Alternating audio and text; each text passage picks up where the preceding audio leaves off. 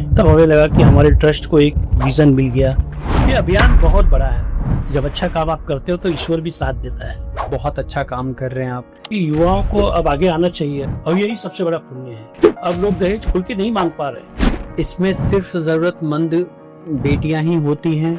माँ का कोख तब तक पवित्र नहीं है जब तक उसकी कोख से बेटी पैदा नहीं हो। जो मंजिल होती है ना, वो कभी भी इतनी बड़ी बना दो कि वो करते करते आदत पड़ जाए। भगवान कहता है कि कुछ ऐसा काम करो कि आपके उस कार्य से ईमानदारी से होती है हर काम तो सक्सेस मिलती है। हेलो नमस्कार, मैं हूं राहुल और आप देख रहे हैं अटेंशन इंडिया पॉडकास्ट। आज हमारे साथ इस एपिसोड में एक ऐसे गेस्ट हैं जिन्होंने समाज सेवा को ही अपना जीवन बना लिया और अपने ट्रस्ट के माध्यम से जरूरतमंद बेटियों का कन्यादान करके महापुण्य का काम कर रहे हैं। तो चलिए बिना देर के स्वागत करते हैं डॉक्टर धर्मेंद्र शर्मा जी का। बहुत बहुत स्वागत है सर। बहुत बहुत धन्यवाद राहुल जी। आपने आज यहाँ पे कन्यादान अभियान को आगे बढ़ाने के लिए मुझे आमंत्रित किया, लोगों तक पहुँचाने के लिए हमारी बात, इसके लिए भी धन्यवाद करता हूँ। मैं बहुत प्रभावित हुआ सर आपके काम से और चाहता हूँ कि लोग भी प्रभावित हो, इसलिए आपको बुलाया हमने सर। बहुत बहुत धन्यवाद। हम चाहते भी हैं कि आप जैसे लोग जो सोशल मीडिया के माध्यम से जो आज फिल्म जगत से जुड़े हुए लोग हैं, लोगों तक बात पहुँचाएं, हमारी ज़्यादा से ज़्यादा लोगों तक पहुँचे और इस चीज़ पे आपका ध्यान गया, इसके लिए धन्यवाद। शुरू करें सर सवालों का? तो हाँ जी, जरूर। सबसे पहले सर, ये जो आपका ट्रस्ट है, ये मिशन कैसे शुरू हुआ? ट्रस्ट कैसे शुरू हुआ सर? सर देखिए, मिशन तो ऐसा है कि जब हमने ट्रस्ट की स्थापना की थी तब हमने ये सोचा ही नहीं था कि हम कुछ इतना बड़ा काम कर पाएंगे। एक छोटा सा ध्येय था कि हम समाज सेवा करेंगे और लोगों को देखेंगे, ऐसे एक ट्रस्ट बना दिया था कि इस तरह से बन जाए 2016 में। लेकिन जब समाज सेवा के लिए जब उतरे, जब लोगों को देखना शुरू किया कि नहीं, ये काम बहुत बड़ा है और इसमें सच में हमें बड़ी मेहनत करनी पड़ेगी, और फिर उसमें भी जब हमने कन्यादान के बारे में सोचा, कई ऐसी बेटियों के विवाह में जो समस्याएं देखी हमने, तब हमें लगा कि हमारे ट्रस्ट को एक विज़न मिल गया, एक उद्देश्य मिल गया। अब इस ट्रस्ट ट्रस्ट के माध्यम से ही हम एक कन्यादान अभियान शुरू करेंगे, और वहाँ से शुरू हो गई बात। पिछले 10 सालों में सर हमने देखा है आपने 400 से ज्यादा बेटियों का कन्यादान किया आपने। जी, जी। कैसा फील करते हैं सर? कहने के लिए 400 बेटियां बहुत बड़ी चीज होती है, उनका कन्यादान करना। कैसा महसूस करते हैं? लोगों से किस तरह की प्रतिक्रिया आपको मिल रही है? बहुत संतुष्टि मिलती है। पहली बात तो जैसे-जैसे आंकड़े बढ़ते जा रहे हैं, पहले जब हम लोगों को बताते थे कि हमने अभी, कोई पूछता था कितनी शादियाँ हुई, तो हम बताते थे 25 हुई, 20 हुई। तो उस समय उतने के में ही संतुष्टि मिलती थी, और अब जब 400 बताते हैं तो और संतुष्टि मिली। जो संकल्प हमारा है 5000 का, हम वहाँ धीरे-धीरे पहुँचने के लिए जैसे लग रहा है कि ये जो 400 है और 5000 का जो अंतराल है, इसको कितना जल्दी हम पा जाएँ। और लोगों का प्रतिसाद तो बहुत बढ़िया मिल रहा है। लोग बहुत अच्छा इस कार्य को, जो भी एक बार पहली नज़र में देखता है इस कार्य को या सुनता है, तो उनकी तरफ से तो आशीर्वाद ही मिलता है। ये जो आपने बताया कि आंकड़ा जो आपका है कि एक डेडलाइन बोल सकते हैं कि 5000 आपका मिशन है कि इसको पूरा करना है, क्या उसके बाद आप नहीं करेंगे? जी नहीं। एक्चुअली क्या होता है ना, जो मिशन होता है, जो आंकड़ा होता है या जो मंजिल होती है ना, वो कभी भी इतनी बड़ी बना दो कि वो करते-करते आदत पड़ जाए। फिर वो चाहो तो भी ना छूट पाए। ये जो लक्ष्य जो होता है ना, तो बड़ा बनाया, जानबूझ कर के ये आंकड़ा 5000 पता नहीं कैसे मुँह में आ गया था। तो हमने सोचा कि ये 5000 उस समय बहुत लगता है। जब हमने पहली बार 11 शादी की तो 5000 बहुत ज़्यादा लग रहा था। लेकिन हमने कहा, अगर हम 5000 शादी कर लेंगे तो इस प्रोसेस में न जाने कितने लोग जुड़ जाएँगे, और फिर ये 5000 के बाद ये कारोबार रुकेगा नहीं, ये लगातार चलता रहेगा। भारत देश बहुत बड़ा है और बेटियाँ हमारी हर क्षेत्र में हैं, और हर क्षेत्र तक इस सुविधा को पहुँचाना है। इसलिए 5000 के बाद ये गाड़ी रुकेगी नहीं, ये ऑटो मोड पे चली जाएगी, चलते रहेगा। बचपन या जवानी की कोई यादें हैं सर आपकी जो आपको प्रेरित करती है ये सब करने के लिए? जी सर, ये जो कार्य है, ऐसे ही नहीं शुरू हुआ। हम बहुत ही मिडल क्लास फैमिली, सर तो ये कहिए कि लोअर मिडल क्लास से बिलॉन्ग करते थे। अभी भी समझो वही है, लेकिन 4 बहनें थी, 2 भाई हम थे, तो हमने देखा है कि बेटियों के विवाह में कितना फ़र्क होता है। पिताजी को शादी की चिंता देखी है, माँ को उस चिंता में देखी, क्योंकि 2 बहनें छोटी थी, 2 बड़ी थी। 2 छोटी बहनें थी, तो हमारे आँख के सामने उनकी शादी हुई थी। फिर हमारे कज़िन ब्रदर हैं, उनकी 7 बेटियाँ, और वो डायलिसिस है। तो ये जो दर्द था कि मतलब उनके 2-3 शादियाँ बेटियों की हो गई थी, बाद में और भी बेटियाँ उनकी थी, तो किस तरह से उनकी शादी हो। तो हम लोग तो करते थे अपने एक फैमिली मेंबर होने के नाते सपोर्ट करते थे, लेकिन उसी समय भी ये विचार आया कि ये तो ठीक है मेरी फैमिली का मामला है, लेकिन ऐसे और कितने लोग होंगे कि तब ये उस उद्देश्य को हमने पकड़ लिया कि नहीं अब इतनी शादियाँ जो है इस तरह से करेंगे। इवन भाई साहब की जो 2 बेटियाँ थी, जो पहला कार्यक्रम हमने किया था शुरुआत ही वहीं से की थी। उन 2 बेटियों का शादी भी हमने उसमें ही सामूहिक विवाह में किया था, शुरुआत वहीं से हुई। वहीं से हो गई थी, 2018 में हुई थी। उसके बाद वो तो पहला परिवार का था, हाँ। परिवार की चीजें थी, शुरुआत हुई आपकी। बट बाहर की कन्याओं का आपने जो विवाह जब किया, उसका जब एक्सपीरियंस बताइए आपकी, कैसे अप्रोच क्या रहता है आपका, किस तरीके से अप्रोच करते हैं लोग आपको या आप करते हैं? सुनिए जब पहली बार इस कार्यक्रम के बारे में सोचा गया, सामूहिक विवाह तो हमें तो कुछ नॉलेज था ही नहीं। हमें तो ये पता था कि बेटियों का विवाह करना है, हम पहले 11 शादी करेंगे। तो हमारे पास ये नहीं था कि 11 जोड़े आएँगे या नहीं आएँगे या 11 फैमिली के बच्चियाँ आएँगी, शादी होगा। लेकिन हमने ये क्या सोचा था कि 2 बच्चियाँ हमारे पास हैं। अगर हम ये सिलसिला एक बार शुरू कर देंगे तो लोग देख कर के आएँगे। मान लीजिए हमें साइंस में पढ़ाया गया है कि 1 से अगर 2 हो गए तो समूह बन जाता है। तो हम कहे अगर कोई भी नहीं आया तो 2 शादी तो हम लोग करेंगे। सामूहिक के रूप में एक नाम दे कर के और इसको कन्यादान अभियान के तहत करेंगे ताकि लोगों को इस अभियान के बारे में ज़्यादा से ज़्यादा मालूम पड़े। क्योंकि जब मैंने ये कार्यक्रम शुरू किया था तो सामूहिक विवाह तो पहले भी होते थे। अभी भी होते हैं, अलग-अलग समाज के लोग अपने-अपने समाज के करते हैं। लेकिन हमारा सामूहिक विवाह करने का एक अलग अंदाज़ था। हमने सोचा कि हम उस तरह से करेंगे कि हमारे जो सभी समाज के लोग हैं, सब समाज को बुलाएँगे लेकिन शादी हर समाज के रीति-रिवाज से करेंगे। तो ये बातें हम लोगों के घर-घर जाके समझाते थे। हमने लोगों के घर-घर जाकर के जिनको हमें पता चलता था या हमारे से जो जुड़े हुए कार्यकर्ता उनको पता चलता था, तो उनके घरों में जाके बताते थे कि भाई आप अपनी बेटी की शादी यहाँ करो। इससे आप एक तो पहली बात तो आपके पैसे भी बचेंगे, आप फिजूल खर्च से दूर हो जाओगे और शादी हम उसी तरह से करेंगे जैसे आप अपने घर में करते हो। क्योंकि हमने जो शादी का दायरा बनाया कि जितने समाज के लोग हैं, अगर 11 भिन्न-भिन्न समाज के लोग हैं, तो 11 अलग-अलग मंडप बनाते हैं और उन्हीं के समाज के पंडित की व्यवस्था करते हैं। उनके भी समाज के जो ब्राह्मण होते हैं, उनकी व्यवस्था करते हैं ताकि उनका जो रीति-रिवाज है, वो डिस्टर्ब ना हो। तो उस तरह से करते हैं तो ये और भी जो सामूहिक विवाह होते हैं, उससे ये एक अलग सामूहिक विवाह है। तो मतलब लोगों को ये अच्छा लगता है कि ये तो हमारे घर में भी तो हम ऐसे ही करते। तो लोग धीरे-धीरे पहली बार थोड़ा-सा मुश्किल हुआ 11 जोड़े होने में, लेकिन 11 होने के बाद जब शादी का समय नज़दीक आया उस तारीख जो 18 फरवरी, तो हमारे पास 4-5 जोड़े और आने लगे कि भाई हमारा भी ले लो। लेकिन उस समय हमारी तैयारी 11 जोड़ों की थी। तो इस तरह से लोग घर-घर जाकर के हमने समझाया इस बारे में। तो लोग समझे। अब तो कैसे हो गया कि जी 400 शादियाँ हो गई तो अब जब हम तारीख निश्चित करते हैं, तो उसके पहले ही लोगों के फ़ोन आने शुरू होते सर अगला कार्यक्रम कब है? या अगला कार्यक्रम कहाँ पे है? तो अब जोड़े अपने आप आ जाते हैं। तो इससे ये समझ में आता है कि ज़रूरतमंद लोग हैं और जिन्हें ज़रूरतमंद लोगों को सम्मान के साथ मतलब उनकी जो विवाह है या उनकी जो ज़रूरतें पूरी करनी है, वो भी आपको सम्मान के साथ पूरी करनी है क्योंकि विवाह एक बहुत बड़ा पारिवारिक संस्कार बोलते हैं। ये उनके मन से, उनके मन के मुताबिक होना चाहिए, ये ख़ास ध्यान रखना पड़ता है और ये हम रखते हैं। सर, हमने पहले सुना है ऐसा कि कुछ लोग ऐसे भी काउंट कर लेते हैं कि हमने कन्यादान कराया, बेटियों का विवाह कराया, वो सिर्फ खर्चा दे देते हैं। लेकिन जैसा-जैसा आपने बताया कि हम इन्वॉल्व होते हैं शादी में, हुँ। घर जाके बात करते हैं कि आप शादी में इन्वॉल्व होके इस तरीके से आप करवाते हैं शादी, खुद भी वक़्त देते हैं आप। ये सर थोड़ा नया कॉन्सेप्ट लगा मुझे। ये सब इसलिए नया लगा और हम चाहते भी यही है। हम चाहते भी यही है कि कि सिर्फ खर्चा देना नहीं होता है कि खर्चा आप देना, शादी करा पैसा दिया। दे दिया आपने तो कैसे होता है कि वो तो ठीक है चलो मदद कर सकते हैं हम लोग लेकिन अ, उनके साथ उनके हल्दी मेहंदी करना, हम लोग मेहंदी भी करते हैं। शादी के पहले 2 दिन 3 दिन पहले मेहंदी का कार्यक्रम होता है और आप कोई भी कार्यक्रम का वीडियो अगर आप देखेंगे हमारे यूट्यूब चैनल पर जाकर के, तो मेहंदी के दिन जो हमारे कार्यकर्ता महिला पक्ष जो है, इस तरह से तैयारी करती है, इस तरह से नाचते-गाते हैं, कहीं से महसूस ही नहीं होता है कि ये किसी और की बेटी है। क्योंकि हम कार्यकर्ताओं के दिमाग में, मन में पहले ही ये बात डाल देते हैं कि उस बेटी को की मौसी बन जाओ आप, माँ बन जाओ आप। बहन बन जाओ आप, सहेली बन जाओ आप, और फिर देखो कितना मजा आता है ये सेवा करने में।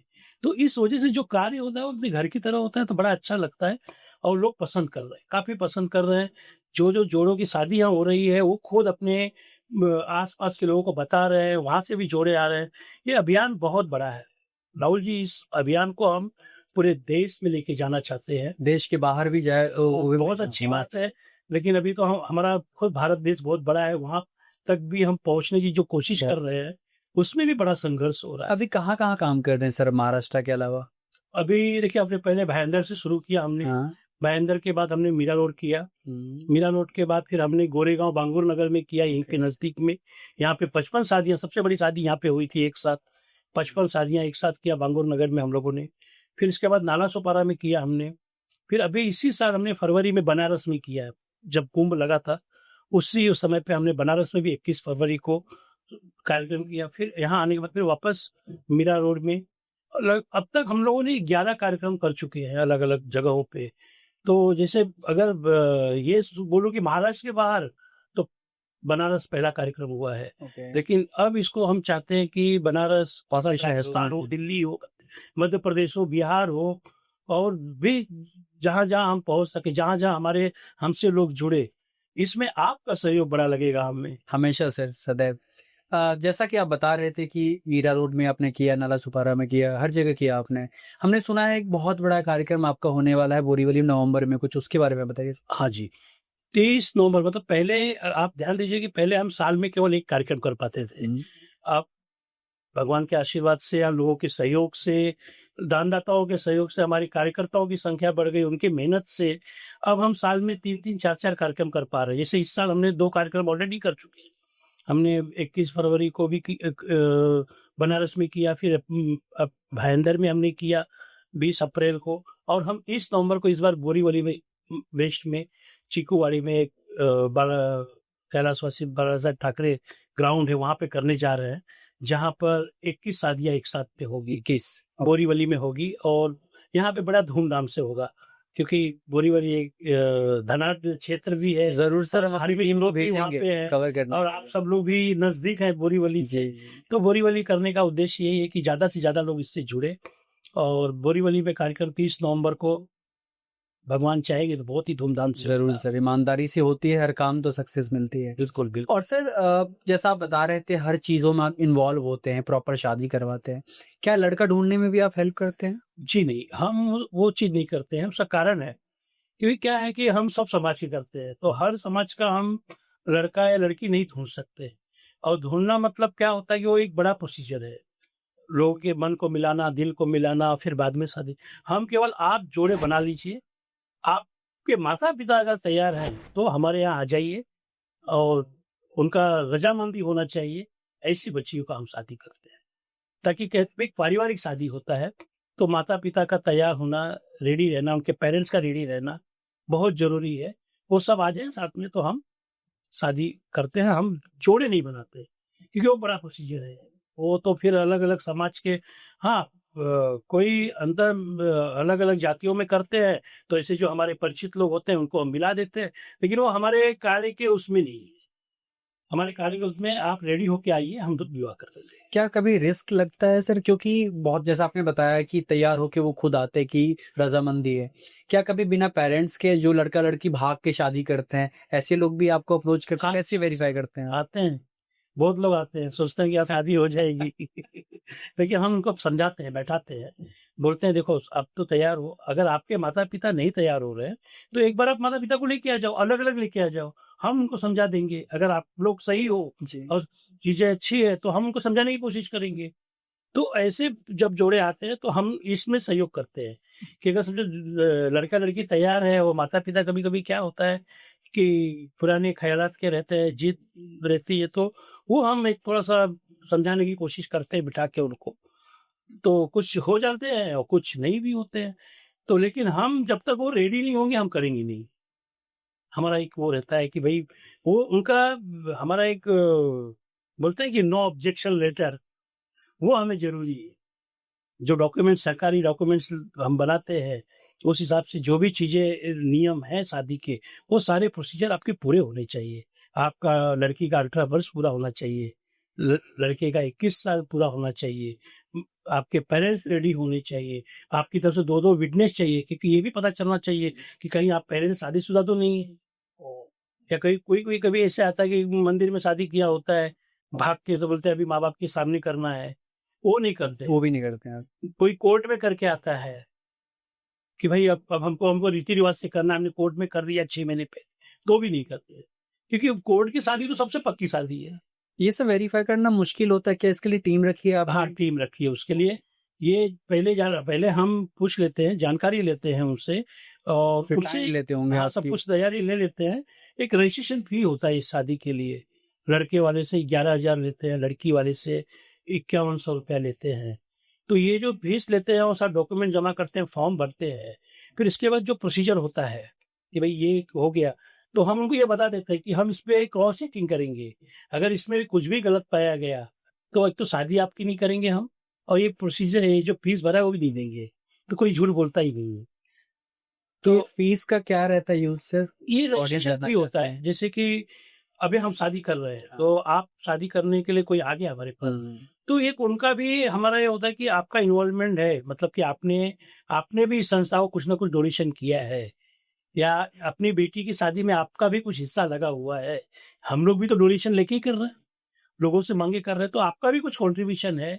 और एक ये होता है और दूसरी बात ये रहती है कि जो फी रजिस्ट्रेशन फी भरते हैं, तो वो एक रहता है कि वो आएँगे बराबर टाइम पे, वो सच में सीरियस है। सीरियस, हाँ ये तो बात है, क्योंकि बहुत वर्बली बोल देते हो आप वर्बली तो ठीक बोलते नहीं है, है। और उस वक्त आप और देखो कभी-कभी क्या होता है ना जी, ये छोटा-सा फीस बहुत काम करता है। शादी जब भी निश्चित होती है, उसके 6 महीने, 2 महीने जो भी टाइम होता है ना, उसमें बहुत सारी ऐसी बातें होती हैं कि छोटी-छोटी बातों पे शादियाँ टूट जाती हैं। लेकिन ये 5,000 11,000 काम करता है। नहीं भई पैसा भर दिया, शादी करना है। तो चीज़ें होती हैं, तो वो सब चीज़ें सिस्टम से करके हर चीज़ों पे ध्यान दिया जाता है। भगवान की दया से या उनके आशीर्वाद से या हम सभी कार्यकर्ताओं के पूरी मेहनत की वजह से ये कहूँगा मैं कि अब तक ऐसा कोई केस नहीं आया जिसकी वजह से किसी शादी में कोई विघ्न हो या कोई प्रॉब्लम्स हो। सब अच्छे चल रहे हैं, सब परिवार अच्छे चल रहे हैं। जितनी बेटियों का शादी हुआ है वो बेटियाँ कॉन्टैक्ट में हैं। उनके बच्चे होते हैं तो फ़ोन आता है कि सर लड़की पैदा हुई है, आप नाना बन गए। हम लोग अपने ग्रुप में शेयर करते हैं उसको कि आज हम सब लोग नाना-नानी बन गए या आपने उस बेटी मौसा-मौसी बन गए। ऐसे सब हम लोग शेयर करते हैं। तो वो एक बोलते हैं ना, संस्था में एक पारिवारिक वातावरण बना हुआ है। हमारे जितने भी कार्यकर्ता हैं, ये जो हम चला रहे हैं, पैसा नहीं है हम लोगों के पास बहुत। हम कहते हैं कोई भी सोशल काम 2 टाइप के लोग करते हैं। एक तो जिसके पास बहुत पैसा है और या तो जिसके पास जुनून है कुछ करने का या इच्छा फिर शक्ति भगवान है, पूरा कर देते हैं तो भगवान पूरा करता है। तो वो टीम बना के काम करता है, जिससे हम कर रहे हैं। हमने एक टीम बनाई है। आज 4,000 महिलाओं की और करीब 2 से 3,000 पुरुषों की टीम है हमारे साथ। वो पूरी टीम मिलकर के काम करती है एक साथ में। हम सब बिखरे हुए हैं, लेकिन जब शादी का टाइम आता है तो हम लोग शादी के घर की तरह इकट्ठा हो जाते हैं और हम सब घर-घर जाकर डोनेशन माँगते हैं इस चीज़ के लिए। दान माँगते हैं, लोगों से दान माँगते हैं। हम भी लोगों के पास जाते हैं और बताते हैं इस कार्य की महत्वता। इस पुण्य इससे उनको क्या पुण्य मिलेगा, ये भी बताते हैं हम। क्योंकि कहते हैं कि कन्यादान से बड़ा कोई दान नहीं। आप कितने भी यज्ञ कर लो, कितने भी मंदिर कर लो, कितने भी आप तीर्थ कर लो, लेकिन अगर आपने एक कन्यादान कर दिया, तो आप तर गए। ये चीज़ लोगों तक बताना ज़रूरी है, लोगों को मालूम पड़ना चाहिए। आज लोग भागम-दौड़ में बहुत बिज़ी हैं, लेकिन जब भी हम बताते हैं लोगों तक जा कर के, तो कुछ लोग जागरूक होते हैं, कुछ दान देते हैं, कुछ कहते हैं कि भई अगली बार देंगे, कुछ कहते हैं कि चलो देखेंगे, लेकिन सब जुड़ते गए। करीब ज़्यादातर लोगों के साथ से पॉज़िटिविटी ही आई है, अच्छे लोग मिले हैं और गलत लोग बहुत कम मिलते हैं। जब अच्छा काम आप करते हो तो ईश्वर भी साथ देता है और दे रहा है ईश्वर साथ। नहीं देता तो भाई हमने पहले ही बता दिया कि हम लोअर मिडल क्लास थे और वही आज भी है। लेकिन ये जो उद्देश्य है, जो ये संकल्प है, अगर इस संकल्प को हम जब लेके चल रहे हैं तो एक ध्येय भी है कि इसको पूरा करेंगे। जितनी शिद्दत से आपने जैसे बताया कि आपने शुरुआत जो आपकी हुई है कन्यादान करने की, वो परिवार के सदस्यों से आपने शुरू किए थे। जितनी शिद्दत उस शादी में थी, क्या वही शिद्दत हर शादियों में कंटिन्यू बरकरार है वो? सर उत्साह बढ़ते जाता है। हर शादी में हम लोग जब कार्यक्रम खत्म होता है, तब हम कहते हैं कि यार ये कार्यक्रम पहले वाले से बढ़िया था। इस कार्यक्रम में पहले से ज़्यादा मज़ा आया। इस कार्यक्रम में बारात ऐसे आई, इस कार्यक्रम में खाना ऐसे था।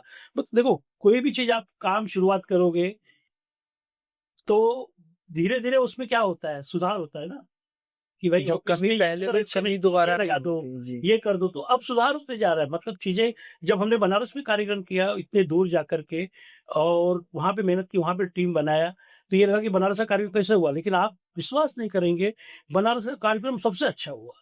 मतलब आपसे मुंबई में जितना बड़ा कार्यक्रम हमने किया था, उससे भी बड़ा कार्यक्रम वहाँ हो गया।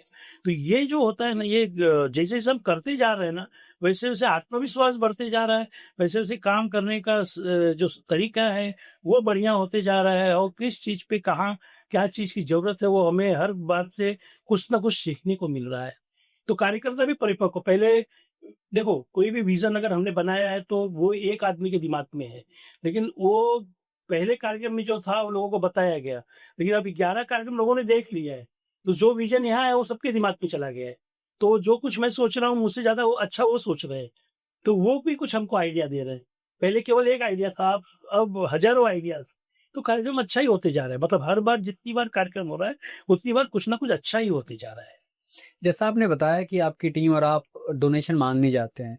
क्या कभी वैसा हुआ है कि सामने से कोई आया हो, सबसे बड़ा डोनेशन आपको सामने से मिला हो आके? तो सर बहुत बड़ा सवाल, बहुत अच्छा सवाल किया आपने। मैं सच्ची बोलूँ कि बनारस से कार्यक्रम करने हम गए थे। तैयारी तो कर ली थी, बनारस में कार्यक्रम करेंगे, हम ऑलरेडी 2 कार्यक्रम पहले हो चुके थे और फरवरी में बनारस का कार्यक्रम करना था। और बनारस से कार्यक्रम किया, बनारस में हम टीम बनाया हमने पहले जाके 4 महीने से पहले। तो पहले कोई भी टीम आप बनाओगे तो डोनेशन पहले आपको नहीं आता, केवल लोग जुड़ते हैं आप। लोग ही उड़ते हैं। तो पता नहीं क्यों ऐसा मुझे लग रहा था कि बनारस से कुछ डोनेशन आ जाएगा, कुछ मुंबई से डोनेशन आ जाएगा, यहाँ-वहाँ से होके डोनेशन आएगा तो काम हो जाएगा सब। लेकिन जैसे-जैसे समय नज़दीक आ रहा था, डोनेशन यही हो रहा था कि लास्ट में लोग देंगे, अभी देंगे, आखिरी समय पे देंगे। घबराहट भी होती घबराहट होगी। बढ़ती जा रही थी। सच में बोल रहा हूँ कि ये बोलते हैं ना कि ईश्वर का आशीर्वाद है, बाबा भोलेनाथ, विश्वनाथ जी महाराज का और मार्कंडेय महादेव का। तो वो कार्यक्रम में ऐसा हुआ कि 25 जनवरी की बात बता रहा हूँ मैं आपको। उसके पहले कार्यक्रम में हमारे पास बिल्कुल तैयारी नहीं, मतलब अगर समझो वहाँ 25 लाख रुपए खर्च है, तो मेरे पास मात्र समझो 5 से 6 लाख रुपए है। बाकी 20 लाख रुपए हम शॉर्टेज थे, 18-19 लाख रुपए शॉर्ट थे। तो भगवान हमारे भरोसे पैसा है। नहीं था। नहीं, नहीं, वो तो कैसे हो गया, हम तो एक ऐसे हमारे महापुरुष, मैं उनका यहाँ से नाम भी ले लूँगा। जी, जी, बताइए ज़रूर। कनकिया जी है हमारे, क्या नाम है? केतन कनकिया जी, और सामने से चल के आए थे। नोवेक्स बोल रहा हूँ कि मैं उनके पास गया था, हमारे मित्र गणेश अग्रवाल जी के साथ उनके यहाँ पहली बार गया। गणेश अग्रवाल जी, देवेंद्र राय जी, काफ़ी लोग से बातचीत के बाद उनसे मिलने जब पहली बार गया, इस कार्यक्रम के बारे में बताया, तो हम वहाँ पे गए थे केवल एक छोटा-सा डोनेशन मिल जाएगा, कुछ और काम करेंगे। हमने कुछ सोचा नहीं था, तो हमने उनके सामने बैठे और सारी चीज़ बताई। तो केतन जी ने सारा चीज़ बहुत ध्यान से सुने और गंभीर बिज़नेसमैन है बड़े और अच्छे व्यक्ति हैं, तो सुना उन्होंने। तो उन्होंने मुझसे खाली एक ही सवाल किया पूरी बात पे, ये कितना खर्चा है पूरे कार्यक्रम का? तो मैं भी डरते-डरते, खर्चा तो ज़्यादा था लेकिन मैंने 21 लाख रुपया ही बोला। मैंने बोला 21 लाख खर्च है। फिर उन्होंने बोला कि कितना जमा कर लिया आपने? सच बोलूँ, मैंने बोला था 25 में तो 5-6 था ही, 20 पूरा बाकी था। हाँ। मैं बोला पूरा बाकी है तो गड़बड़ हो जाएगा। हाँ। तो हमने, अब ये बात सार्वजनिक कर रहा हूँ मैं, जी। शायद वो भी सुनेंगे तुम लोग। तो मेरे पास केवल 4-5 लाख रुपए थे और पूरे 6 लाख बैलेंस ही थे। तो उन्होंने बोला कि अभी कितना जमा करें? तो 4-5 लाख रुपए जुट गए हैं। ठीक है, तो कितना बचा? 16 लाख। ठीक है, मैं दे देता स्पॉट दे दियो। हूँ। एक शब्द सर, स्पॉट, कुछ बोलने की जरूरत नहीं। सबसे बड़ा डोनेशन अभी तक का वही है। अब तक का सबसे बड़ा डोनेशन वही है और आप विश्वास नहीं करेंगे, जैसे उन्होंने ये शब्द बोला ना, मेरे आँखों से उस समय आँसू आ गए थे। क्या बोला उन्होंने? मैं उनके पैरों पे, वो मना कर दिए, मैं तो उनके पैर छूने लगा। मैं बोला कि ये तो साक्षात भोलेनाथ का, इसमें इंसान और कुछ नहीं है। इतने दिनों से तो माँग रहा हूँ, कभी नहीं मिला है। ये काशी में कार्यक्रम कर रहा हूँ उसका, आशीर्वाद, महादेव खुद आए। महादेव खुद आ गए, वो सबसे बड़ा डोनेशन। और शादी पूरा निपट गई मेरी वहाँ पे अच्छे से, कोई टेंशन नहीं, कुछ नहीं। फिर एकदम आराम से शादी की, एकदम बढ़िया से। उनका वहाँ पे 15 तारीख का उनका जन्मदिन भी था, फरवरी में ही, तो उसी दिन हम लोगों ने संगीत और मेहंदी मेहंदी कर दिया, उनके जन्मदिन के दिन। वो आए नहीं थे वहाँ पे, लेकिन हुआ बहुत बढ़िया। तो शायद ऐसे लोगों ने ही प्रेरणा दी है आगे बढ़ने की। भगवान करे उनके तरह ऐसे काफ़ी लोग हमको मिले, ताकि ये कार्यक्रम जो मैं सोच रहा हूँ पूरे देश में करने का, तब ये संभव हो पाएगा। उनका सहयोग आज तक का सबसे बड़ा सहयोग। मैं उनको साक्षात भोलेनाथ का दर्जा देता हूँ, और उन्होंने वो उस तरह से वो सेवा दी। और भगवान भी इंसान रूप में ही आता है। आते इंसान रूप में ही आते, मेरे लिए तो उसमें साक्षात ईश्वर ही थे पूरा। और वो कार्यक्रम सफल हुआ, बहुत सफल हुआ। मतलब सोचिए ना कि 21 फरवरी को शादी है और 25 फरवरी को उनसे मीटिंग हो रही है। मतलब 1 महीना से कम थी दिन बचे हुए थे। अगर उनका ये अनाउंसमेंट नहीं आता तो मेरे लिए क्या बहुत रिस्की था, एक साथ बहुत इतना जुटाना एक साथ। हाँ, तो शुरुआत से तो मैंने ऐसे ही किया। धीरे-धीरे कम पड़ते गए तो हम करते थे, लेकिन ये बड़ा कार्यक्रम था। और इसकी तैयारी, क्योंकि यहाँ के जो डोनर हमारे कार्यकर्ता थे, वो बेचारे वहाँ के लिए उतनी व्यवस्था नहीं कर पा रहे थे। क्योंकि क्या होता है, किसी के पास भी आप डोनेशन के लिए जाते हो ना, तो वो पहला पूछता है ना कहाँ कार्यक्रम होगा, कितने लोग जुड़े हैं, क्या है। तो कहाँ कार्यक्रम होगा वो महत्व रखता है। तो उस क्षेत्र के लोग डोनेशन करते हैं। लेकिन अब जब कार्यक्रम पूरे देश में करना है, तो अब कहाँ के लिए वाली बात छोड़ देना है भाई। अब खाली बेटियों का कन्यादान करना, इसलिए डोनेशन देना है। डोनेशन कभी अचानक भी चल के आ जाता है, जैसे आपने बताया वो बनारस वाली कहानी। क्या कभी ऐसा भी होता है कि जैसे ये तो रिस्क पूरा हो गया, अचानक भोलेनाथ के दर्शन दिए और उनके रूप में आके उन्होंने पूरा किया, बट कभी ऐसा रिस्क जब होता है कोई ना मिले, वैसे सिचुएशन में आप क्या करते हैं? अगर कहीं से डोनेशन नहीं आए, लास्ट मोमेंट में क्या ऑप्शन होता है? वो दिल से छूने वाला सवाल आपका है ये। क्योंकि जब पहला कार्यक्रम हमने 2018 में किया था और 2019 में दूसरा जब कार्यक्रम हमने किया था, वो जो दोनों कार्यक्रम के बीच के दरमियान का जो तैयारी थी, तब नया कार्यक्रम था। तो हमने जो तैयारियां की थी, जिस धूमधाम से शादियां की थी, तो उस समय जितने हमें फंड की जरूरत थी वो फंड नहीं आए थे। और तब जो वेंडर्स थे, जो लोगों कोई डेकोरेशन वाला, कैटरर्स, कैमरा, हर एक चीज के जो जो खर्च थे, सामान, वो सब भी नए थे। तो मतलब सबका जो पेमेंट बाकी था, वो जो उनका प्रेशर उस समय हमारे ऊपर था कि इतने लोगों का पैसा बाकी है। और थोड़ा सा बाहर भी बात लोगों को जानी शुरू हुई कि भाई इतना बड़ा कार्यक्रम अच्छा हुआ है, लोगों का पेमेंट बाकी रहेगा तो लोग क्या बोलेंगे। ऐसे समय पे एक ऐसा समय हुआ कि हमें अपनी एक प्रॉपर्टी बेचनी पड़ी। जो हमने निकाला वो बहुत हमारे दिल के करीब की प्रॉपर्टी थी। और आज उस प्रॉपर्टी का जब मैं आकलन करता हूँ तब से, आप तब थोड़ा-सा ऐसा लगता है कभी-कभी कि यार ये रहना चाहिए था मेरे पास अभी। तो वो प्रॉपर्टी मेरे हाथ से गई। लेकिन उसका मुझे दुःख भी नहीं, क्योंकि उस प्रॉपर्टी के बाद जब आज मैं कन्यादान अभियान का एक ये प्लेटफ़ॉर्म देखता हूँ, वही 400 शादियाँ देखता हूँ, तो खुशी होती है कि भले वो गया, लेकिन आज मेरे पास एक ऐसी संस्था है जहाँ से मैं 5,000 का संकल्प भी पूरा करूँगा। और इस संस्था के माध्यम से मैं बहुत लोगों तक सेवा पहुँचाऊँगा, क्योंकि इसके आगे भी बहुत कुछ चीज़ें हैं, जो इस संस्था के माध्यम से हम करने की कोशिश करेंगे। इतनी शादियों में सर कोई एक ऐसा शादी जो सबसे करीब हो आपके दिल के? हाँ, ऐसे ऐसे 1-2 शादी नहीं से क कई शादियाँ हुई। हर एक बार क्या हुआ था कि ये 2023 के आसपास की बात है। एक परिवार था, गुजराती परिवार था, और उनकी 3 लड़कियाँ थी। और फादर जो थे उनके नहीं थे। उसकी माँ जॉब करती थी, लेकिन वो जब वो 3 बेटियों, उसकी 2 बेटियों का शादी नक्की हुआ था, 2 बेटियों का। तो वो जो परिवार ने जब आए थे मेरे पास यहाँ, जब वो शादी के लिए, उनके पास रजिस्ट्रेशन फी भी नहीं था। तो आ तो गए थे वो लोग, मैंने सब बताया था फ़ोन पे कि भरना है ऐसा-वैसा। वो आ गए थे। वो एक सोच के आए थे कि मैं अपनी पीड़ा बताऊँगा तो कुछ होगा।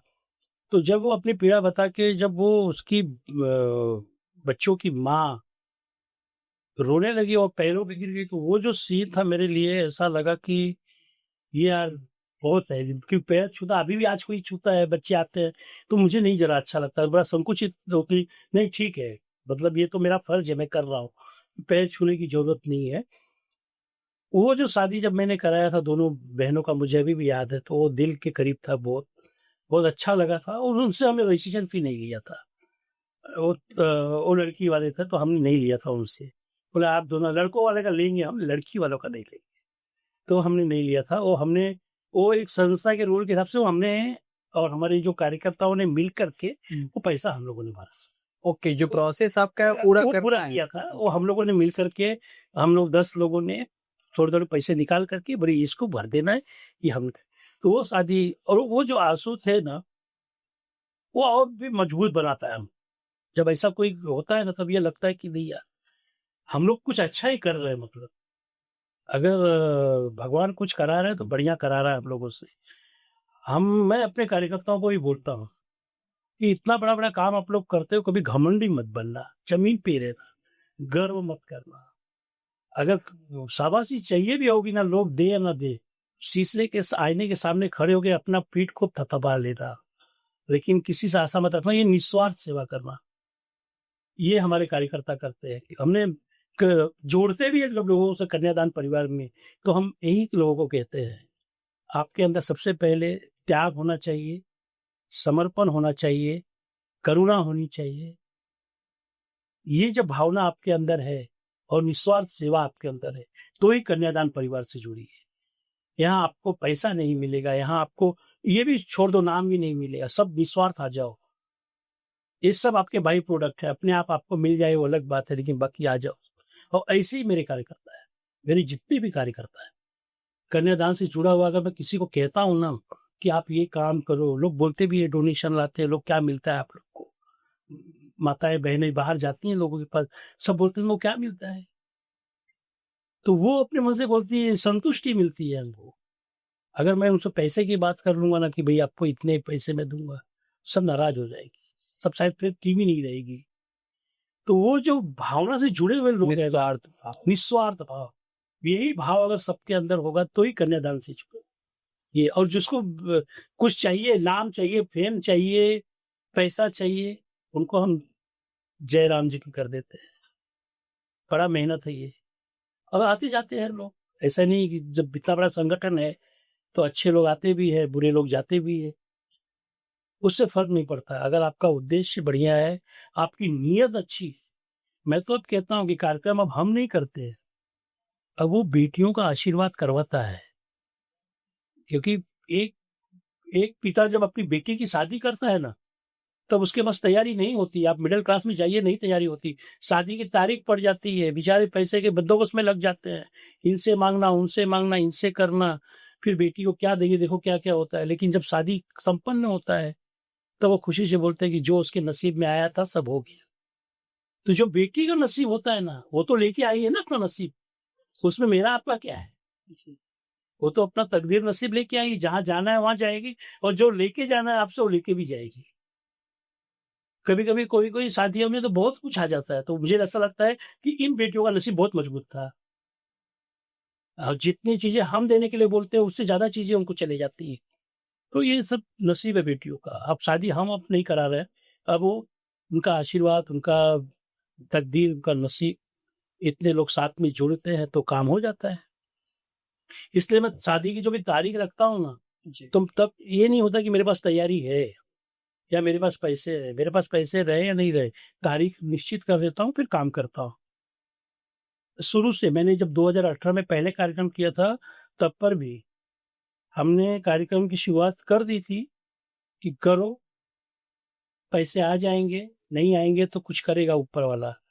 अगर मेरे पास मेरी प्रॉपर्टी थी तो ही तो बेचा, नहीं होती तो नहीं बेचता। तो मुझे भी उसका भी तो दावा था ना उस समय कि अगर मैं ये काम करूँगा तो अगर यहाँ से नहीं होगा तो यहाँ से कर दूँगा, लेकिन कर देंगे। कर देंगे। और अच्छे-अच्छे माता-पिता का प्रॉपर्टी बिक जाता है बेटियों की शादी में, तो मेरा क्या 11-21 शादी करने में गए तो क्या गए? जैसे आपने बताया आपके बारे में हमने पढ़ा भी, सुना भी, बहुत नाम कमा रहे हैं आप, बहुत चर्चे हैं आपके। लेकिन जो इज़्ज़त बाहर मिलती है, जो नाम बाहर कमा रहे हैं आप, कभी-कभी ऐसा भी लगता है कि जो खुशी आपको बाहर से मिल रही है ना, उससे कहीं ज्यादा खुशी तब मिलती है जब घर के लोग आपकी तारीफ कर रहे हो। घर से किस तरह की प्रतिक्रिया मिल रही है? घर में कौन कौन है आपके साथ? घर में देखिए परिवार तो मेरा बहुत बड़ा है, लेकिन हम जहाँ पे रहते हैं वहाँ मेरी पत्नी और एक एक बेटी है मुझे। जी इस समय 24-25 साल की है। जी आप लोगों के क्षेत्र में ही उसने पढ़ाई किया है, लेकिन वो क्लासेस वगैरह चलाती है, अभी काम कर रही है। 1-2 साल में शादी भी करेंगे उसकी हम। तो हम 2 जन हैं, बाकी तो हमारे भाई-बहन, बंधु सब बहुत काफ़ी परिवार है। सबका अच्छा साथ मिलता है और परिवार का साथ नहीं मिलता तो ये काम नहीं हो पाता। आज सबसे ज़्यादा अगर कोई मतलब सैक्रिफाइस बोलते हैं जिसको, कोई कर रहा है तो मेरी पत्नी और मेरी बेटी कर रही है।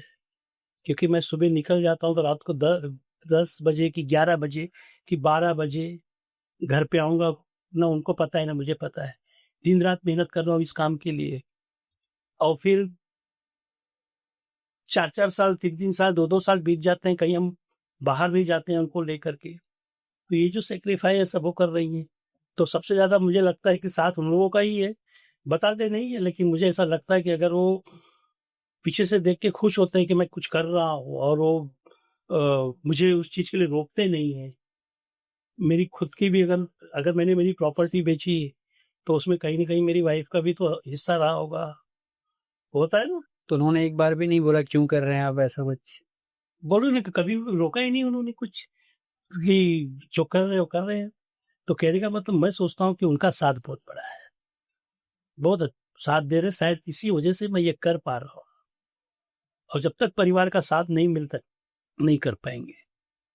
नाराज़ होते हैं कभी-कभी, नाराज़ इसलिए होते हैं कि जब हम उनको समय नहीं दे पाते हैं और इस काम में, इस अभियान में जिस तरह से मैं जुड़ा हूँ, मेरे लिए रात-दिन सब कुछ बस केवल कन्यादान है और उसी काम में लगा हूँ। बाकी परिवार के और भी काफ़ी लोग हैं, जो हमारे रिश्तेदार हैं, दोस्त हैं, सभी लोगों का बहुत अच्छा साथ मिल रहा है। शुरू-शुरू में लोगों ने मुझे बोला, "ये क्यों परेशान हो रहे हो इतना? क्यों कर रहे हो? क्या है? क्या मिलेगा इससे आपको?" मैं बोला, "मुझे यही नहीं समझ में आ रहा है कि मुझे क्या मिलेगा?" आज जवाब मिला होगा उनको। हाँ, अब पता नहीं, लेकिन मैं तो मेरा काम कर रहा हूँ। जवाब तो अभी अभी मंजिल बहुत दूर है राहुल जी। अभी हम चाहते हैं कि इसको और आगे बढ़ा लें, इसको और अच्छा कर लें, ये और अच्छे से होने लगे। साल में 10-10, 12-12 कार्यक्रम होने लगे, ताकि 200, 300, 400 बेटियों का शादी 1 साल में होने लगे। हज़ारों बेटियों की शादी होने लगे, तब मैं सोचूँगा कि मैंने कुछ हासिल किया। अभी तो हम शुरुआती दौर में ही हैं। उन परिवार के लिए क्या संदेश देना चाहेंगे आप? बताइए, जो आर्थिक स्थिति से गुजर रहे हैं, अच्छी नहीं है और वो आपसे संपर्क करना चाहते हैं, तो किस तरीके से अप्रोच करें? क्या कोई प्रोसेस होता है? देखिए, मैं सभी परिवार से यही कहूँगा कि बेटियों को सबसे पहले आप पढ़ाइए। आप बेटी को पढ़ाएँगे, उसकी शादी की चिंता आप मत करिए।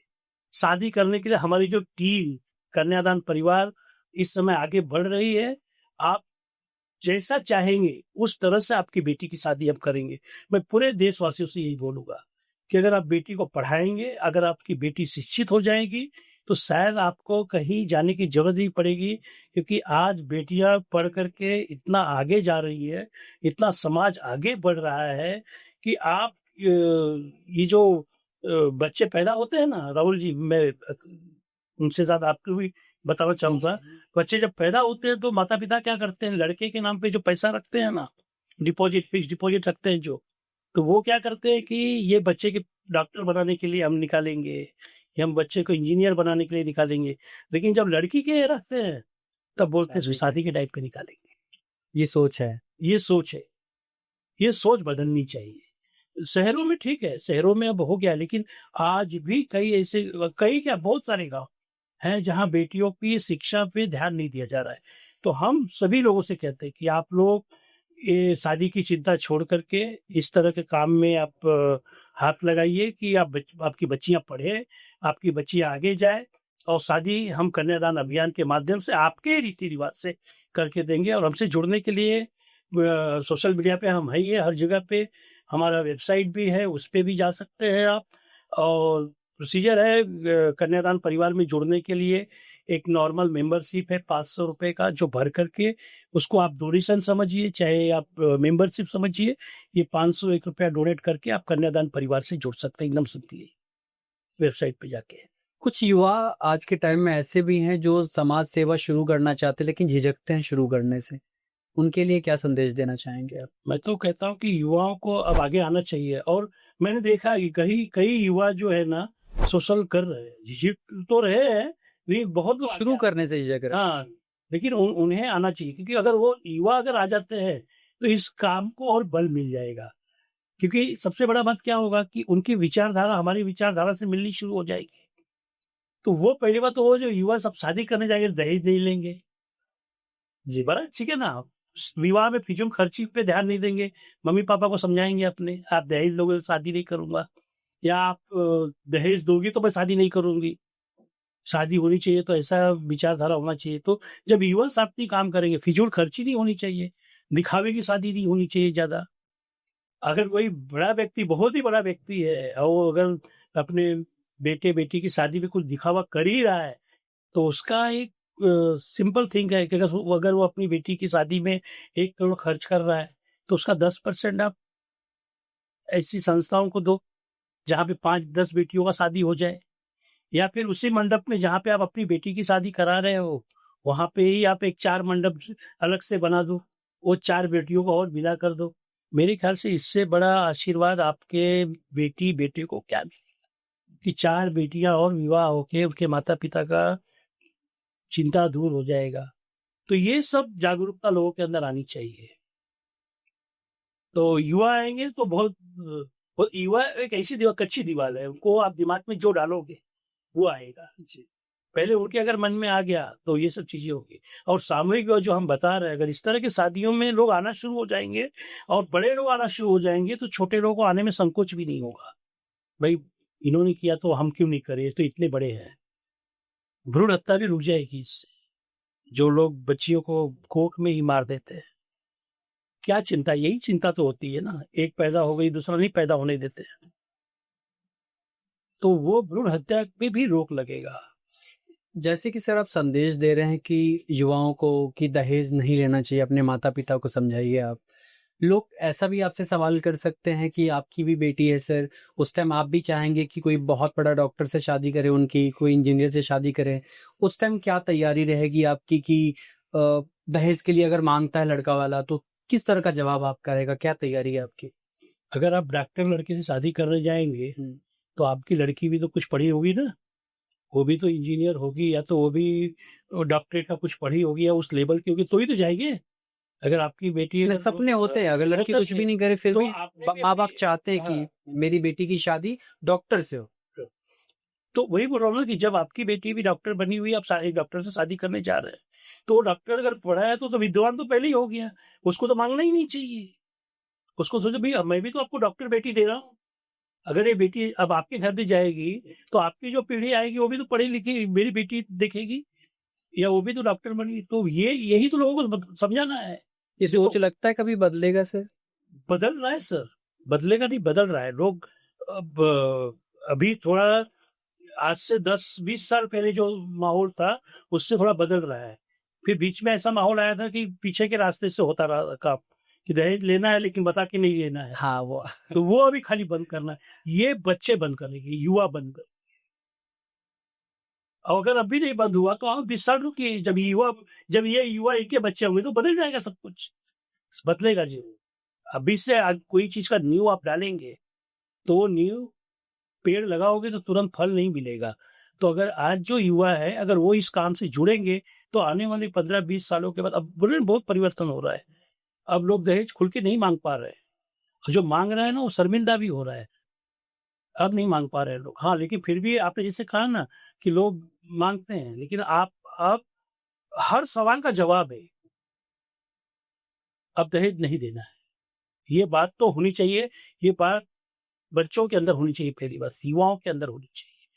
माता-पिता को बोलना है, आपने मुझे पढ़ा के डॉक्टर बनाया है, तो वो जो बेटी आ रही है वो भी इंजीनियर हो, वो उसको भी तो उनके माता-पिता ने पढ़ाया है, दोनों में खर्च हुए हैं।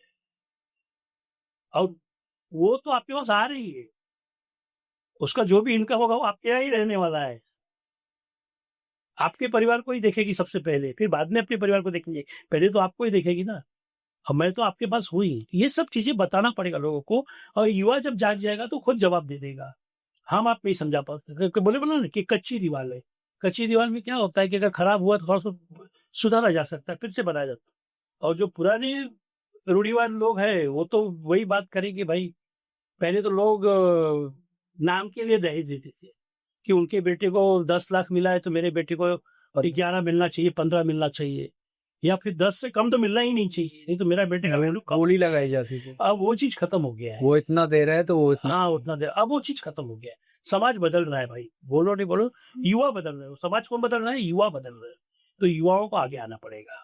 जैसे आपका ट्रस्ट सर कन्यादान करके एक नया मुहिम चला रहा है, क्या नहीं लगता ऐसा कि आपके ट्रस्ट को आपके माध्यम से आप एक ये भी मुहिम चलाएं कि दहेज नहीं देना ये आंदोलन? ये जो कार्यक्रम हम कन्यादान अभियान चला रहे हैं, इसका मुख्य उद्देश्य अगर देखा जाए तो बोलते हैं ना, ये कन्यादान अभियान क्यों चला रहे हैं या ये सामूहिक विवाह क्यों चला रहे हैं? तो इसका 3 ही उद्देश्य है, पहले से मैंने बोला है। भ्रूण हत्या, दहेज प्रथा और विवाह में फिजूल खर्च। इन 3 चीज़ों को जड़ से खत्म करना है, तो आपको सामूहिक विवाह अपनाना है। ये तीनों चीज़ खत्म हो जाएंगी। क्योंकि अगर दहेज खत्म करना है आपको, ये सब चीज़ों का जो निवारण है ना, ये सामूहिक विवाह है।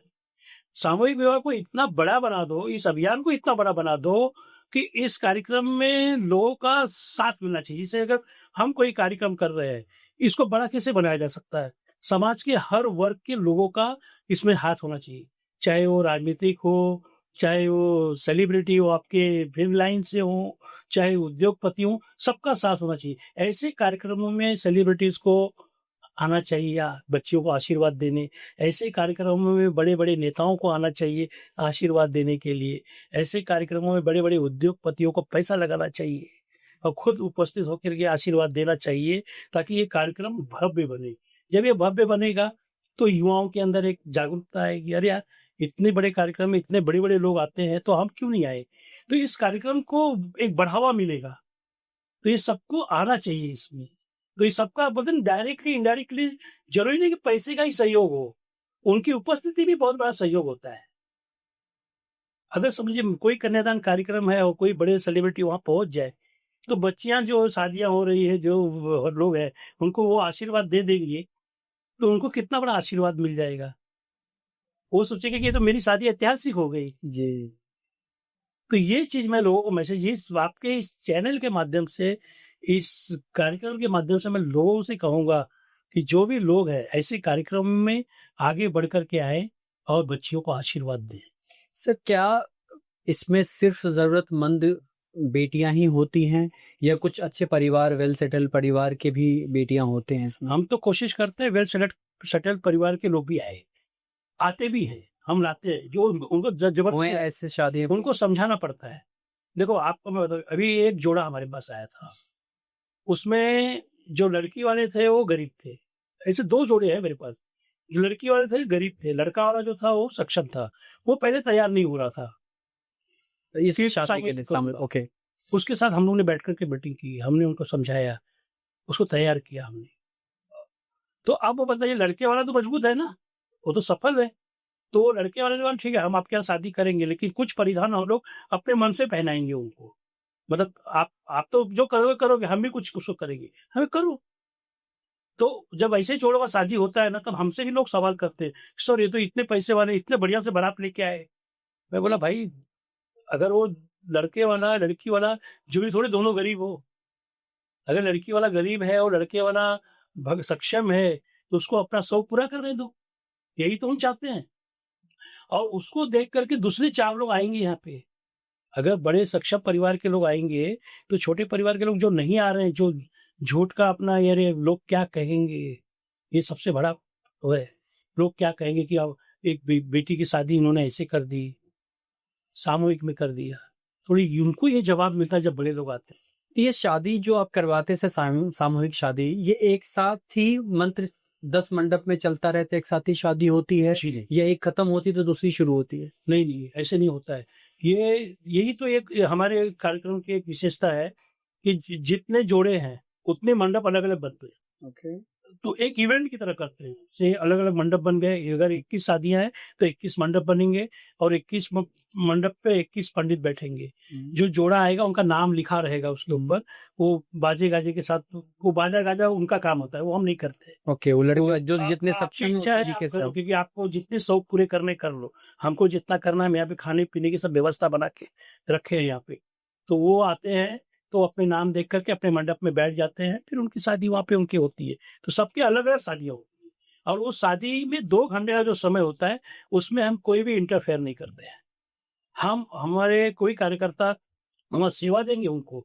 ये शादी आप कैसे कर रहे हो, कौन से मंत्र बोल रहे हो, आपके क्या रीति रिवाज है, उससे हमें कोई मतलब नहीं। आप अपने तरीके से शादी करिए, आपको जैसी संतुष्टि मिले। शादी होने के बाद फिर जोड़े उठते हैं, उन्हें तैयार किया जाता है। उन्हें तैयार करके उनको बड़े बाकायदा अच्छे से रिसेप्शन पे लाया जाता है। तो उनका रिसेप्शन होता है, वहाँ पे जयमाल होता है वहाँ पे। फिर इसके बाद रात को उनका खाना-पीना होता है सब। फिर बाद में विदाई होती है विधिवत। और विदाई में भी उनको करीब-करीब घर उपयोगी जितने भी सामान होते हैं, उपहार होते हैं, सब हम उनको दे करके विदा करते हैं। हर प्रोग्राम में आपकी उपस्थिति भी होती है हमेशा? हर कार्यक्रम में उपस्थिति है। अभी तक भगवान ने तो उपस्थित रखा है हर कार्यक्रम। हर कार्यक्रम में रहते हैं और हर कार्यक्रम में मेहमानों का भी स्वागत होता है। उस समय पे उनके भी मेहमान आते हैं, हमारे दानदाता भी आते हैं, जिन्होंने इस कार्यक्रम के लिए अपनी सहयोग दी है। अपने कितने ऐसे जोड़े होते हैं। अभी ऐसे भी लोग होते हैं जो कि डोनेशन भी देते हैं और साथ में वो एक कन्यादान भी अपने हाथ से करते हैं। कई ऐसे लोग होते हैं जिनके लड़कियाँ नहीं होती हैं, वो भी आते हैं कि भई हम एक कन्यादान करना चाहते हैं। तो एक कन्यादान का जो खर्च होता है, वो जो भार होता है, वो पूरा वहन करते हैं और बैठ कर के कन्यादान करते हैं। उस बेटी को अपना बेटी मान लेते हैं। अभी भी ऐसे 400 में करीब ऐसे 15-20 लोग हैं जो बेटियों का कन्यादान किए थे, जिनका कोई उनसे लेना-देना नहीं था। उन्होंने कन्यादान किया है और उनके यहाँ बेटियों का आना-जाना है। कितना बढ़िया होता है ये, मतलब कि जो जिन्होंने कन्यादान किया है, वो उन बच्चे को जानते नहीं है, लेकिन उनको हमने बताया कि इनका कन्यादान आपको करना है। उन्होंने उनका कन्यादान किया है और उन्होंने आपस में इतना अच्छा बॉन्डिंग बनाया है कि वो बेटी बन के उनके घर आती है और ये बेटी की तरह उनको विदा करते हैं। अभी भी हर त्योहार पे। जब ये मैं सुनता हूँ और वहाँ से जब भी उनके लोग हम फ़ोन करते बोलते हैं हम गए थे या वो हमारे यहाँ आए थे, तो मुझे बड़ा खुशी होता है कि अब इसमें मैं नहीं हूँ, शादी तो हो गई, बेटी सब कुछ हो गया, लेकिन उनके रिश्ते चल। तो ये भी बहुत होता है कि कई दानदाता अपने आप से बेटियों का कन्यादान करते हैं और करना भी चाहिए, बहुत बड़ा पुण्य है। कहते हैं कि माँ का कोख तब तक पवित्र नहीं है जब तक उसकी कोख से बेटी पैदा नहीं हो। अगर बेटी नहीं पैदा हो पाई तो कम से कम एक बेटी का कन्यादान करके उस पुण्य के भागी तो बनने ही चाहिए आपको। तो हर लोगों को मैं कहूँगा कि जिन्हें बेटी नहीं हो वो तो एक कन्यादान अवश्य करें और जिन्हें बेटियाँ हैं, उन्हें भी कन्यादान इसलिए करना चाहिए। आप अपनी बेटी की कन्यादान इसलिए कर रहे हो कि आप सक्षम हो। लेकिन समाज में कई ऐसी बेटियाँ भी हैं, जिनके माता-पिता सक्षम नहीं है उतना, उनका सहारा बन कर के उनका कन्यादान करो और यही सबसे बड़ा पुण्य है। फिर कोई पूजा-पाठ नहीं करोगे तो भी चलेगा, लेकिन ये कन्यादान ज़रूर करो। भगवान तो कहता ही है ना, एक भूखे को खाना खिला दो, मेरी सेवा हो गई, मेरी पूजा हो गई। एक बीमार का इलाज कर दो, मेरी पूजा हो गई। तो भगवान तो खुद ही कहता है, भगवान थोड़ी कहता है कि मेरे मंदिर में आओ, मुझे चढ़ावा चढ़ाओ। भगवान कहता है कि कुछ ऐसा काम करो कि आपके उस कार्य से किसी को फ़र्क पड़ा हो या किसी का भला हुआ हो, किसी को उसका अच्छा हुआ हो। ये चीज़ आप करो, वो मेरी सबसे बड़ी पूजा है। और अक्सर आपको कोई भी काम, कोई भी पूजा भी आप करते हो, घर में यज्ञ भी करते हो, तो सबसे पहले आप देखो कि उससे आपको क्या लाभ मिला। उस पूजा के दिन भी कुछ किसी गरीब को कुछ खिलाओ, कुछ दो, तो समझ में आए। तो ईश्वर यही कहता है कि लोगों की सेवा करो, मेरी सेवा अपने आप हो जाएगी। हमने सुना है आपको डॉक्टरेट उपलब्धि आपको मिली है, उसके बारे में बताइए, कितना महत्व रखता है ये उपलब्धि? बहुत महत्व रखता है। एक समाज सेवक को जो है ना, जब हम निस्वार्थ सेवा बोलते हैं ना, तो उसमें एक ही चीज़ आती है कि खुद का कोई लाभ ना हो, पैसे का लाभ ना हो, उसी को निस्वार्थ सेवा बोलते हैं, दूसरे के लिए सेवा करना। लेकिन आप कुछ अच्छा कर रहे हो, अगर आपकी पीठ कोई थपथपा रहा है या आपको कोई शाबाशी दे रहा है, तो आपको कहीं न कहीं आगे बढ़ने की प्रेरणा दे रहा है। तो ये जो डॉक्टरेट की उपाधि मिली, इससे कहीं न कहीं हौसला बढ़ता है। और मेरा ही नहीं, जब ये उपाधि मुझे मिली, तो मुझसे ज़्यादा मेरे कार्यकर्ता या मेरे कन्यादान परिवार से जुड़े हुए जो लोग हैं, उनके अंदर ये खुशियाँ मैंने देखी है कि उनको लगा कि सर ने इतना अच्छा काम किया। सर छोड़ एक तो एक मेरे कार्यकर्ता ने कई लोगों ने ऐसा कहा कि सर आप हम लोगों को छोटी-छोटी ट्रॉफ़ी देके सम्मान करते थे, इसलिए भगवान ने आपको बड़ी-बड़ी ट्रॉफ़ी दी है या बड़ा सम्मान दिया है। तो ये सम्मान से बहुत खुशी मिलती है, आनंद मिलता है। एक समाज सेवक को उसके कर्म कर्म का या उसके कार्य का जो शाबाशी है वो देना चाहिए। जो समाज के प्रतिष्ठित लोग हैं या समाज के जो अच्छे लोग, बड़े लोग हैं, जो प्रशासन में हैं या जो उद्योगपति में है या जो फ़िल्म से कहीं भी हैं, उनकी नज़र होनी चाहिए ऐसे लोगों के ऊपर कि अगर वो कुछ अच्छा कर रहे हैं, मेरी ही बात ही नहीं कर रहा हूँ मैं सबकी बात कर रहा हूँ। वो मेरी तरह तो और कितने मैं तो कुछ भी नहीं हूँ, मुझसे भी बड़ा काम करने वाले लोग हैं। लेकिन उन तक भी नज़र नहीं जाती है लोगों की, तो वो नज़र लोगों की जानी चाहिए। और ऐसे लोगों को, बड़े ग्रुप को बुला करके सम्मानित करना चाहिए। उससे आपको प्रेरणा मिलेगी, ताकत मिलती है और खून में, ब्लड में संचार होता है कि नहीं और कुछ अच्छा करेंगे और बड़े अवार्ड की तरफ पहुँचेंगे। तो एक समाज सेवक की इतना तो स्वार्थ होना चाहिए और ये स्वार्थ मैं भी रखता हूँ। क्योंकि मैंने देखा है कि मुझे जब सम्मान मिला, तो मेरे कार्यकर्ताओं को बहुत खुशी हुई। तो कहीं न कहीं उनको लगा कि नहीं अच्छा काम कर रहे हैं, इसलिए हम लोगों को 4 लोग सम्मानित कर रहे हैं, तो ये होना चाहिए। डॉक्टरेट की उपाधि मिलने के बाद बहुत गर्व महसूस करता हूँ, ऐसा नहीं है, बहुत बड़ा अवार्ड है मेरे लिए। सर एक स्लोगन होता है हर कंपनी का, हर ब्रांड का, या कहीं पे कुछ अच्छे शब्द या कुछ लाइन्स हमें देखने को मिल जाती है तो अच्छी लगती है। वैसे मुझे एक लाइन बहुत अच्छी लगती है एलआईसी की, ज़िंदगी के साथ भी और ज़िंदगी के बाद भी। बहुत अच्छी लाइन है ये, सुनने को भी अच्छी लगती है और फ़ील भी होता है कि बहुत बड़ी लाइन है ये। क्या आपके काम में आप जो लोगों के लिए इतना काम कर रहे हैं, कन्यादान कर रहे हैं आप बेटियों का, उसके बाद किस तरह का आप साथ देते हैं? अगर उसके बाद कभी उनको, बेटियों को, अगर ससुराल में कुछ प्रॉब्लम्स आती है, कुछ कठिनाइयों का सामना करना पड़ता है, तो आप किस हद तक खड़े होते हैं उनके लिए? देखिए, ऐसे बहुत सारे आपने सही सवाल किया है एकदम कि और बहुत सारे परिवार के बाद में शादी के बाद लोग आते हैं कि कुछ अनबन होती है, बात होती है, तो उनको हम बुला करके उनकी काउंसलिंग करते हैं। हमारे काउंसलर भी हैं, तो उन्हें बैठा करके उन्हें समझाते हैं, बोलते हैं, वहाँ तक ठीक है हम लोग करते हैं। लेकिन और भी कई समस्याएँ समझ में आती है। यहाँ तक भी बात आ जाती है कि अगर छोड़ देंगे, हम नहीं रखेंगे या हम नहीं रखने वाले हैं। ये हमारे यहाँ जो शादी नहीं हुई उसकी भी बात बता रहा हूँ मैं। ऐसे लोग भी आते हैं, जो शादी हमारे यहाँ भले नहीं हुई है लेकिन ऐसे आते हैं। फिर भी मदद माँग हाँ, मदद माँगते हैं। फिर बाद में जो मायके और केस लाता कौन है? मायके वाले लाते हैं। लड़की आके मायके में रह रही है, वो आ जाते हैं। मैं बोला कुछ दिन अपने पास रखो। तो ऐसे मायके वाले भी बोलते हैं कि हम कैसे पाल पाएँगे? इनके 2 बच्चे हैं, हम कैसे रख पाएँगे? हम कैसे सँभाल पाएँगे? ये भी बात आती है और सत्य बात है। जब एक माँ-बाप बेटी को विदा कर देते हैं, तो उसी घर में भी तो परिवार रहते हैं ना, बच्चे उनके लड़के रहते हैं, उनके बच्चे, बहू सब आ जाते हैं। तो उन बच्चियों को सँभालना भी उनके लिए एक होता है कि हम सँभालना तो चाह रहे हैं, लेकिन हम सक्षम नहीं, हम कैसे काम कर पाएँगे? ये बहुत आता है। तो अभी हमने एक हमारा संकल्प जैसे कन्यादान 5,000 बेटियों का है, वैसे हम एक मेरा मायका ऐसे करके हम एक बनाने का पूरा संकल्प लिया है हम लोगों ने कि हम बहुत जल्द ही कि एक ऐसा जगह बनाएँगे, जहाँ पे ऐसे लोगों को हम वहाँ पे अच्छे से रख सकें और वहाँ पे कुछ ऐसी व्यवस्था हो कि उन्हें रोज़गार के लिए सिखाया जाए, पढ़ाया जाए, समझाया जाए, बाद में उनके आगे की रोज़गार की व्यवस्था की जाए। उन उनको ऐसा ना हो कि वो केवल वहाँ के रहें, वहाँ आगे कुछ सीखें और फिर कुछ ऐसा रोज़गार करें, अपने पैर पे जिससे खड़े हो अपने सकें। पैर पे खड़े हों, उनको भी फीलिंग ना हो कि हमारे बोझ ऊपर बन रहे किसी हैं का किसी पे। किसी पे बोझ है। ये भावना भी उनके अंदर ना आए, ऐसी हम व्यवस्था बना रहे हैं। मेरा मायका जिस पे हम बहुत तेज़ी से काम कर रहे हैं और अभी हमने संकल्प लिया है, देखिए मैं तो सब कुछ उन बेटियों के आशीर्वाद और भगवान पे हूँ। मैं हमने ये सोच रखा है कि ये दिसंबर तक हम कोई ना कोई ऐसी ज़मीन लेंगे जहाँ पर हम एक मेरा मायका बनाने का कार्य शुरू कर देंगे। और ये बहुत जल्द अगर ईश्वर चाहेंगे तो इस साल के अंत तक इसकी शुरुआत हम कर देंगे, जो कि मेरा मायका नाम से बनेगा। और एक हम इसको पहले बनाएँगे, इसके बाद हम उसको पूरे देश में बनाएँगे। ये सोच है, ये मतलब ये विज़न है कि जैसे हम 5,000 बेटियों का विवाह करेंगे, वैसे पहले हम एक मेरा मायका बनाएँगे और उसी मेरा मायका के तर्ज पे हम पूरे देश में मेरा मायका बनाएँगे। ये एक सोच लेके चल रहा है। बहुत-बहुत शुभकामनाएँ सर। धन्यवाद।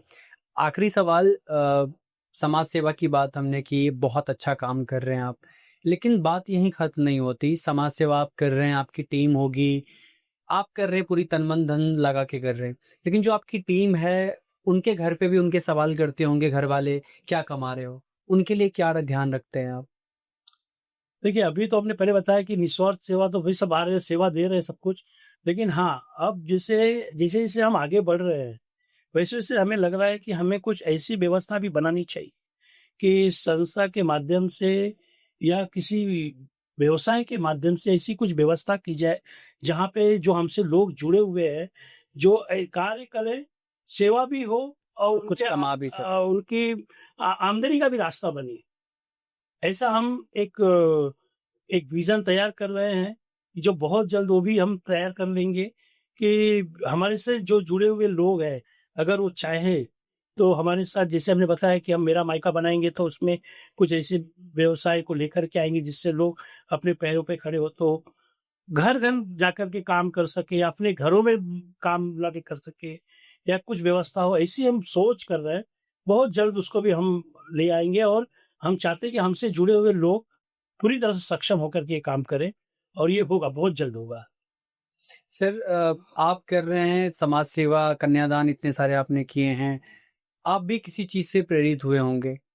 लोगों से क्या अपील करना चाहेंगे कि वो किस तरह प्रेरित हों कि आपकी तरह वो भी काम करें? मैं लोगों से यही कहूँगा कि मनुष्य जीवन बड़ी मुश्किल से मिलता है और ये जो मनुष्य जीवन जब आपको हमें मिला है, तो इस मनुष्य जीवन में अपने लिए तो जो काम करना है, हमें करना ही करना है। लेकिन एक समाज को कुछ ऐसी लेगेसी दे के जाइए कि आपने समाज के लिए कुछ किया है। तो मैं ये सभी से कहूँगा कि अपने काम के साथ-साथ कुछ थोड़ा-सा समय, कुछ थोड़ा-सा पैसा, कुछ भी चीज़ समाज के लिए आपका अर्पण होना चाहिए, समर्पण होना चाहिए। इस भावना के साथ कार्य करिए ताकि अगर कहते हैं कि अगर ईश्वर ने आपको सक्षम बनाया है, तो इसलिए बनाया है कि जो भी कोई ईश्वर का दिया हुआ व्यक्ति असक्षम है, तो उसकी सेवा आप करें, उसको अनदेखा ना करें। ये मैं पूरे समाज से कहूँगा, पूरे लोगों से कहूँगा कि ये भावना के साथ आप लोग काम करिए। बहुत-बहुत धन्यवाद सर। हमें बहुत मज़ा आया आपसे बात करके। आई होप आपको भी आया हो। मुझे भी बहुत मज़ा आया और राहुल जी कई ऐसे सवाल आपने मुझसे किए, जो मैं सोच भी नहीं सकता था और कुछ चीज़ों के बारे में आपसे बात करते-करते समझ में आई कि ये सब चीज़ें भी हम कर सकते हैं। तो कहते हैं कि जब हम बैठते हैं आपस में, तो कुछ ऐसी चीज़ें रहती है कि जो हम और आप सोच करके एक नया विज़न तैयार हो जाता है। तो आपने कई ऐसे सवाल किए, जो मुझे लगा कि इस पे भी कार्य होना चाहिए। नमस्कार सर, बहुत धन्यवाद।